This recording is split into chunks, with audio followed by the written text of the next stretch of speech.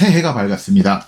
많은 언론에서 2024년을 우리가 선거의 해라고 합니다. 우리나라도 4월에 국회의원 총선거가 있잖아요. 그런데 글로벌리, 그러니까 국제 정세로 봤을 때 솔직히 대한민국 총선은 그렇게 중요하지 않습니다. 한번 보실까요? 49개국 35억 명이 바로 2024년에 선거를 치릅니다.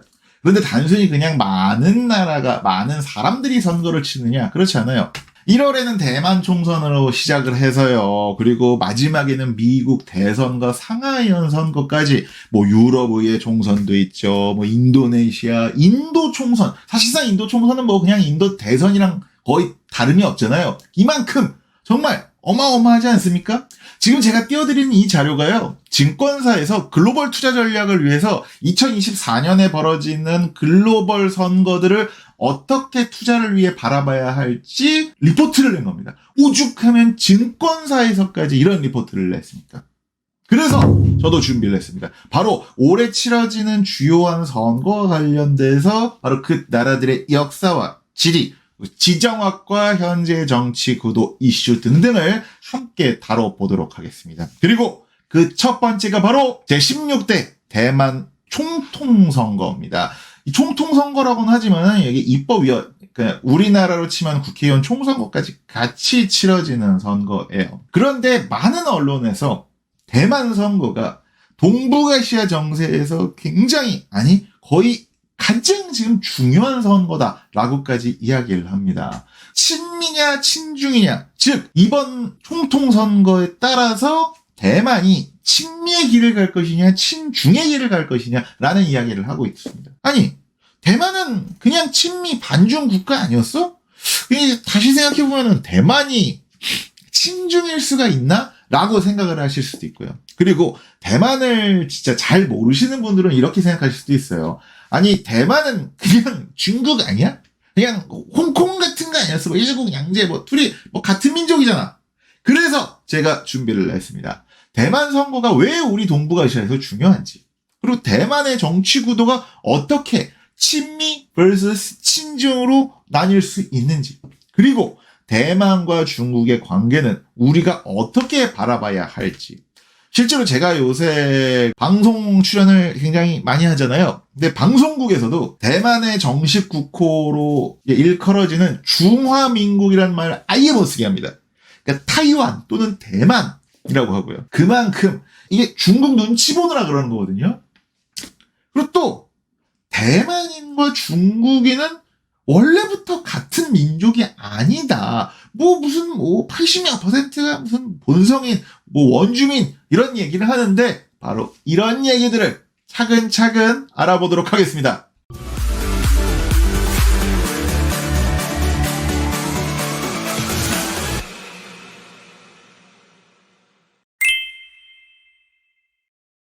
먼저 대만 지도를 한번 보시죠. 이 타이완 섬의 크기가요, 우리나라 경상도 수준이라고 합니다. 그러니까 경상남북도, 부산, 울산, 대구 합친 그 경상도 있죠. 그러니까 우리나라의 한 3분의 1 정도, 남한 면적의 한 3분의 1 정도고요. 인구는 2,300만 명이에요. 그러니까는 경상도 인구가 한 1,200만에서 1,300만 왔다 갔다 하거든요. 그러니까 작은 섬에 그래도 많이 사는 편이죠. 하지만 우리가 보통 이제 1인당 GDP가 우리나라와 대만이 굉장히 비슷하다. 이 반도체 TSMC와 삼성전자의 실적에 따라서 조금씩 1인당 GDP가 왔다 갔다 하긴 하는데, 그러다 보니까 약간 굉장히 우리 라이벌인가? 라는 생각이 많이 드는데, 막상 보면은 인구는 우리나라 절반 수준이고요. 그리고 면적은 남한만 봤을 때도 3분의 1 수준이니까 우리나라랑 체급 차이가 조금 나기는 나죠. 그러니까 일본과 우리나라가 체급 차이 나는 거랑 좀 비슷하다고 볼 수가 있어요. 그러니까 1인당 GDP가 지금 당장은 비슷해도 총 GDP는 2배 차이가 날 수밖에 없으니까요. 그러면 중국이랑 제가 한번 비교를 해볼게요. 면적은요, 중국과 비교하면은 300분의 1 수준입니다. 중국의 이제 광역자치단체를 성이라고 하죠. 이 성급 행정구가 34개예요. 그러니까 거의 34개, 34분의 1 정도 수준이다. 그리고 인구는요, 14억 명 대 2,300만 명. 60분의 1 수준입니다. 그런데 이렇게 작은 섬나라인 대만이 왜 이렇게 중국과 동북아시아에서 중요한 이슈냐를 지금부터 한번 이야기를 해보려고 해요. 중국과의 거리가 어느 정도인지 한번 살펴볼게요. 중국 남동 쪽에 있는 푸젠성, 복건성이죠. 이 복건성이랑 타이완 본섬 사이를 대만 해협, 타이완 해협이라고 합니다. 이 해협의 길이가 약 120km에서 뭐 짧은 데는 120km, 그리고 뭐 조금 멀면은 여기 이제 130km 정도 떨어져 있다고 해요. 그러니까 우리나라에 비유를 하면은 전라남도에 있는 목포에서 딱 제주도까지 거리가 150km 정도 되거든요. 그러니까 배를 타도 천천히 가도 한 서너 시간이면 갈 수 있는 굉장히 가까운 거리다. 심지어 타이완에서 시료 지배 중인 이제 그 진먼섬, 금문도 같은 경우는요, 중국에서 1.8km밖에 안 떨어져 있어요. 서강대교 길이가 1.3km니까 서강대교보다 조금 더 긴 거죠. 그러니까 뭐 수영 좀 잘하는 분들이면은 여기 그냥 헤엄쳐서 왔다 갔다 할 수 있는 그 정도의 거리다. 이렇게 이제 지리적으로 가깝다 보니까 중국과 대만의 관계를 양안 관계라고 합니다. 강 양쪽에 있는 언덕만큼 가깝다라고 해서 이 양안 관계라고 하는 거죠. 아까 잠깐 그 금문도, 진먼섬 얘기 나왔으니까 잠깐 그 얘기 하고 넘어갈게요. 우리나라로 치면은요, 북한 바로 옆에 있는 뭐 연평도 같은 섬이라고 보시면 돼요. 그러니까 중국 바로 앞마당에 있는 섬이다라고 하는 건데, 이 근처에 이제 마조도, 마주섬까지 합쳐서 뭐 진마지구, 뭐 금마지구라고 불리는데, 뭐 이제 금문섬만 집중해서 이야기를 하자면, 중국이랑 대만이 지금은 사실상 무력 전쟁이 거의 벌어지지 않죠. 그냥 이제 뭐 배 띄우는 정도로 이제 무력 압박을 하는 수준인데 1950년대까지는 국지전이 발생을 했다라고 합니다. 중국이 1958년에요. 금문도에 한 달 넘게 포격을 해요. 그게 이제 진먼 포격전 또는 금문도 포격전이라고 하는데 포격이 어느 정도로 심했냐? 중국 포격 때문에 이 금문도 높이가 해발 고도가 2m가 낮아졌다라는 얘기까지 있습니다.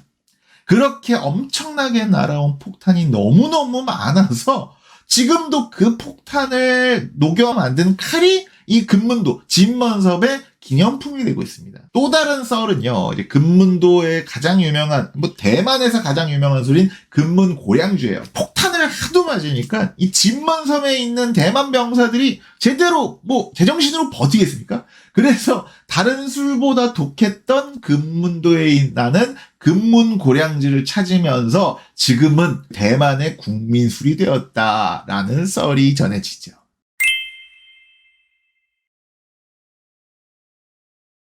이렇게 100km에서 한 200km 정도 떨어진 중국과 타이완, 역사적으로 봤을 때는 사실상 거의 남남처럼 지내왔다고 생각을 하시면 돼요. 뭐 4,000년, 5,000년의 역사를 보면은. 이게 참 재밌고 흥미로운 건데, 그러니까 그만큼 중국 역사에서요, 바다가 그렇게 중요하게 여겨지지 않았다라는 거를 보여주는 게 아닐까라고 저는 생각이 듭니다. 선사시대부터 이 타이완 섬에 거주했던 타이완 원주민 자체가 중국계, 한족이 아니라요, 동남아계예요. 특히나 이제 동남아시아계 하면은 이제 그 인도 차이나 반도 쪽이랑 그 섬나라, 인도네시아, 말레이시아 섬나라 쪽이랑 어족이, 인종이 또 다르잖아요. 이 타이완 원주민들이 말레이시아, 인도네시아 섬나라에 지금 살고 있는 오스트라네시아계 사람들입니다. 그러니까 언어학적으로 찾아가 보면은 이 타이완 섬 자체가 그 오스트로네시아, 그러니까 말레이시아, 인도네시아 사람들의 고향이라고 합니다. 그러니까 이제 황하, 뭐 장강 등등에서 농사짓던 이 중국인들과 태생적으로 섬나라 사람들이었던 타이완 원주민들은 그만큼 달랐다라는 거죠. 그럼 이제 지금 대만인들은 중국인들이랑 아예 민족이랑 어족이 다른 거냐? 그렇진 또 않습니다. 그러니까 동남아시아계 원주민은 지금 대만 인구의 5% 이하예요. 한 뭐 2.2%, 3% 정도 된다고 해요. 지리적으로 중국이랑 워낙 가깝다 보니까는 오래전부터 중국, 특히나 여기 있는 뭐 복건성이라든지 뭐 광동성, 남중국인들이 해변가에서 많이 건너와서 정착한 한족들이 굉장히 많다고 해요. 그래서 사실상 한족이 95% 이상인, 그래서 민족적으로 봤을 때는 중국이랑 타이완은 그 한족으로 묶일 수 있다라고 말씀드릴 수 있죠. 저 같은 경우도 그 해외여행 갈 때 보면 항상 이렇게 which country 아니면 where are you from 물어보잖아요. 근데 지금처럼 살이 쪘을 때는 중국 사람 Chinese? 라고 물어보기도 하고요. 그리고 살을 빼서 다니잖아요. 그러면은 타이완 사람이냐고 대만 사람이냐고 물어봐요. 그만큼 중국인이랑 대만인 이미지가 크게 다르지 않다. 내가 이 얘기를 왜 했지? 뭔 개소리야! 그러면 타이완 섬이 언제부터 이 세계사 아니면 중국사에 본격적으로 등장하느냐? 바로 대항해 시대부터입니다. 신기하죠? 크리스토퍼 콜럼버스가 아메리카 대륙을 발견하기 2년 전인 1590년 포르투갈 선단이 대만 타이완 섬에 도착을 해서 잠시 거주를 해요. 그리고 여기 섬을 일하 포르모사, 그러니까 굉장히 아름다운 섬이라고 부르면서 서양 세계에 처음으로 소개를 하고요. 그리고 1626년에는요, 스페인이 또 타이완 섬 남부에 요새를 건설하고 또 산살바도르, 구세주의 섬이라고 이름을 붙이면서 여기를 식민화하려고 해요. 그러니까 엘살바도르 수도가 산살바도르인데 워낙 이제 구세주라는 게 살바도르라서 여기저기 많이 이게 중남미에 많이 들어가는 지명입니다. 근데 문제는요. 하필이면 또 이제 필리핀에서 내란이 벌어지면서 뭐 스페인은 자연스럽게 대만 섬 식민화를 포기하죠. 요 시기가 언제냐? 바로 명나라 시기입니다. 이제 해금 정책하던 그 명나라 시기. 그러다가 동남아시아, 특히나 이제 인도네시아를 노리던 네덜란드의 동인도 회사가 타이완 섬을 또 차지를 하고요. 그리고 많은 나라들이 생각했던 것처럼 이 동북아시아 교역 거점으로 좀 육성을 하려고 해요. 그러니까 중국에서 비단, 도자기, 약재를 수입을 해서 일본이나 또는 이제 네덜란드로 재수출하는 중개무역 거점으로 여기를 삼으려고 해요. 그런데 문제는요. 1644년에 명나라가 멸망을 합니다. 누구에 의해서? 그냥 혼자 멸망해요. 그리고 그렇게 이제 빈집이 된 명나라를 만주족의 청나라가 정복을 하나씩 지역을 정복을 해 나가기 시작하고요. 자연스럽게 이제 남중국해 동남해안에 살고 있는 한족들이 대만으로 대거 이주를 해야 합니다. 그리고 이 사람들이요. 네덜란드 너네 저리 가! 라고 하고 이제 여기가 우리 반청항제, 그러니까 만주족, 저 이민족, 저 오랑캐 놈들에게 여기서 우리가 싸우겠다라고 하면서 아주 반청항쟁을 수십 년 동안 벌입니다. 그러니까 정송공 이런 얘기 하는데 넘어가시죠. 결국 이 반청항쟁은 실패로 끝나고요. 청나라가 1683년에 점령을 하면서 이제 타이완 섬이 중국 역사에 본격적으로 편입이 되죠. 그런데 이 역사를 조금만 다르게 틀어서 보면은요. 바로 이때부터 타이완 섬의 사람들, 즉 대만 사람들한테는 중국 본토의 거대 세력에 저항하는 어떤 그러한 역사가 시작이 됐다. 대만 사람들에게는 그러한 정체성이 27세기 중후반부터 생기기 시작했다라고 이해를 하면 어떨까라는 생각을 저는 합니다.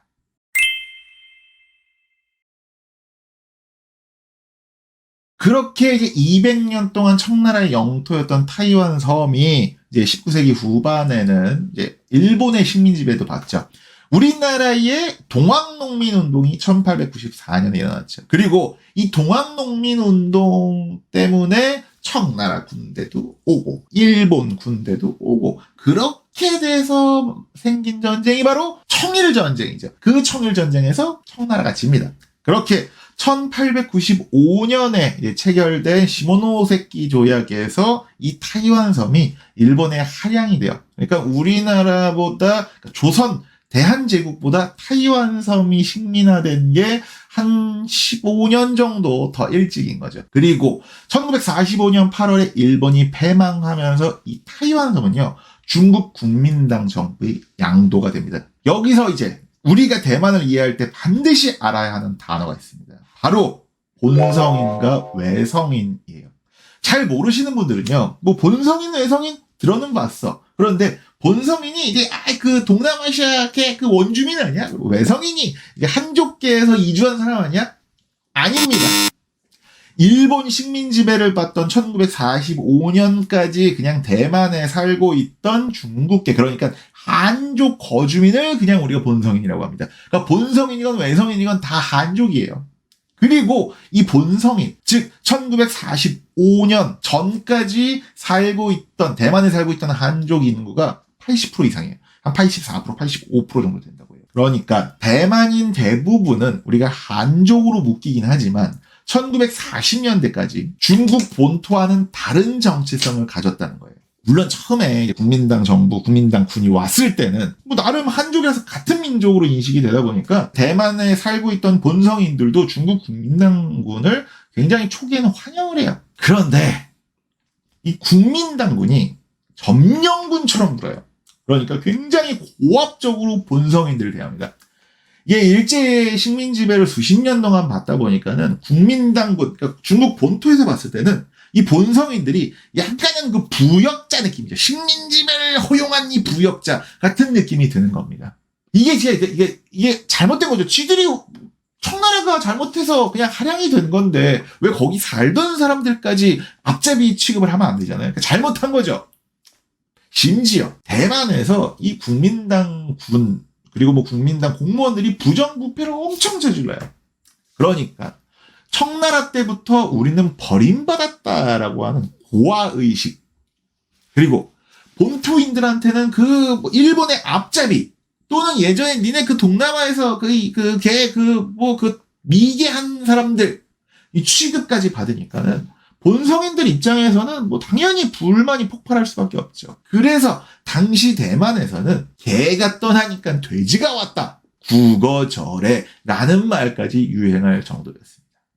그러다 일이 터집니다. 1947년 2월 27일 타이페이에서 그냥 그 우리나라로 치면 그 담백하게 할머니 노인이 정부 단속반 경찰한테 실랑이를 벌이다가 폭행을 당해요. 노인이 맞아요. 아주 세게 맞습니다. 대만 사람들 같은 경우에 본성인들은 이게 너무 과잉 단속하는 거 아니냐라고 항의를 하던 과정에 경찰이랑 충돌을 했는데 이때 한 학생이 경찰 총에 맞아서 사망까지 합니다. 여기에 분노한 대만 시민들이 거리로 쏟아져 나왔는데 이걸 또 국민당 정부가 무력으로 진압을 해버려요. 이게 타이완 역사상 가장 비극적인 학살 사건인 228 사건입니다. 그러니까 우리로 치면은 광주 민주화 운동과 비슷한 것이죠. 훗날 타이완 정부가 공식 발표한 228 사건의 사망자가 28,000여 명인데 이거는 그냥 정부 발표일 뿐이고요. 1960년 호적 조사를 실시했을 때 실종자로 분류된 12만 명, 무려 12만 명 중에 상당수가 바로 이 228 사건의 희생자로 추정이 되곤 합니다. 그런데 여기서 그냥 그치는 게 아니에요. 이 사건으로요, 타이완 전역에 계엄령이 내려져요. 그리고 국민당에 반대하는 그 어떠한 활동도 허용되질 않습니다. 민주화를 요구하면은 친일파, 간첩, 빨갱이로 몰려서 그냥 다 숙청이 당합니다. 타이완 섬에 최초로 계엄이 선포된 게 1947년, 이 계엄령이 완전히 끝난 1987년까지 약 40년 동안 타이완 섬에서는 이 계엄 통치가 이어져 온 겁니다.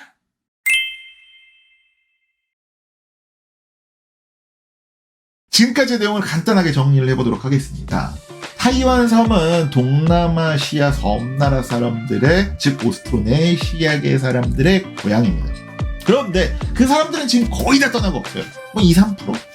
사실상 지금은 한족들의 섬이 됐다. 그러니까 지금 민족적으로 봤을 때 대만인과 중국인들은 하나로 묶일 수는 있다.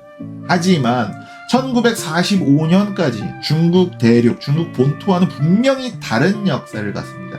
심지어 중국 본토에서 온 국민당 정부는 오랜 기간 여당과 독재를 해온 그 정부는 80% 이상 되는 본성인들을 앞잡이 또는 미개인으로 치부하면서 학살까지 합니다. 그리고 40년 동안 독재, 철권 통치를 합니다. 민족적으로 봤을 때는 중국과는 당연히 묶일 수 있지만 이 대만인들의 아이덴티티를 중국과 묶을 수는 없겠죠. 그러다 보니 대만은 우리는 중국이 아니다, 우리는 중국인이 아니다 라고 이야기를 하는 겁니다. 다음 시간에는요, 대만의 현대사를 한번 보면서 대만인들의 아이덴티티가 어떤 식으로 구체화됐는지, 그리고 중국은 대만을 왜 이렇게 갖고 싶어 하는지, 아주 TMC를 왜 이렇게 들들 볶는지, 그럼에도 불구하고 중국은 왜 아직까지 70년 가까운 세월 동안 대만을 갖지 못하는지, 대만의 총통선거가 동북아시아에서 왜 이렇게 중요한지 본격적인 이야기를 한번 다뤄보도록 하겠습니다. 다음 시간까지 구독과 좋아요, 알림 버튼을 누르고 지도로 세계 여행을 다니듯이 지도로 뉴스를 바라보듯이 한 번 더 보세요. 그리고 두 번 더 보세요.